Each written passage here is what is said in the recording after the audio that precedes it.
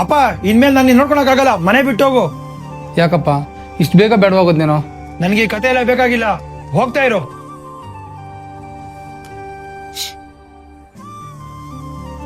ಸರಿ ಕಣಪ್ಪ, ನಿನಗೆ ಬಾರಾಗಿ ಬದುಕೋದ್ಕಿಂತ ಎಲ್ಲನ ಹೊರಗಡೆ ಜೀವನ ಮಾಡ್ತೀನಿ ಬಿಡು.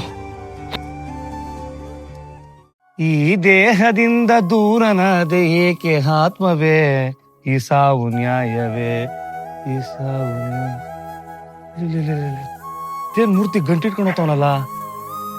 ಮೂರ್ತಿ ನಿಂತ್ಕೊಳ್ಳೋ, ಯಾಕೆ ಇಲ್ಲಿ ಹೋಗ್ತಾ ಇದೀಯಾ? ಏನು ಅಂತ ಹೇಳು ತಿಮ್ಮಣ್ಣ, ನನ್ನ ಮಗ ನನ್ನ ಮನೆಯಿಂದ ಹೊರಗಡೆ ಹಾಕ್ಬಿಟ್ಟು ಕಣೋ.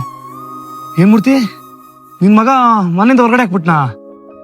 ನನಗೂ ಎರಡು ಹೆಣ್ಮಕ್ಳು ಹಾಕೊಂಡ್ಲಾ, ಎರಡು ಕಣ್ಣು ನೋಡ್ಕೊಂಡಂಗ್ ನೋಡ್ಕೊಂತವೆ. ನಡಿ, ನಿನ್ ಮಗನ್ ತಗೊಂಡ್ ನಾನ್ ಮಾತಾಡ್ತೀನಿ. ಅವ್ನು ನನ್ನ ಮಾತೆ ಕೇಳಲ್ಲ ಕಣೋ ತಿಮ್ಮಣ್ಣ, ಇನ್ ನಿನ್ ಮಾತು ಕೇಳ್ತಾನೇನೋ. ಅವನ್ ಯಾಕೆ ಕೇಳಲ್ಲ, ಅದು ನಿನ್ ಮನೆ, ನೀನ್ ಬರ್ಕಟ್ ಕಾಲಕ್ಕೆ ಅವನ್ಗಾಗ್ತದೆ. ಬಾ, ನಾನ್ ಮಾತಾಡ್ತೀನಿ. ಹಣೆ ಬರು ಕೊನೆ ಯಾರೋ, ನಾನು ಅವಾಗ ನಿನ್ಗೆ ಬೈತಿದ್ದೆ ಗಂಡ್ಮಕ್ಳು ಮಾಡ್ಕೊ ಅಂತ. ಕೊನೆಗಾಲಕ್ಕಾಗದೆ ಹೆಣ್ಮಕ್ಳು ಕಣೋ. ನನ್ಗೆ ಇವಾಗ ಗೊತ್ತಾಯ್ತು ಹೆಣ್ಮಕ್ಳು ಇರ್ಬೇಕು ಅಂತ. ಮೂರ್ತಿ, ನೀನ್ ಹೇಳೋದು ದಿಟ ಕಣೋ, ಹಾಗಂತ ಹುಟ್ಟೂರ್ ಬಿಟ್ಟು ಹೋಗಕ್ಕಾಗತ್ತಾ? ಬಾ, ನಿನ್ ಮಗದ ನಾನ್ ಮಾತಾಡ್ತೀನಿ.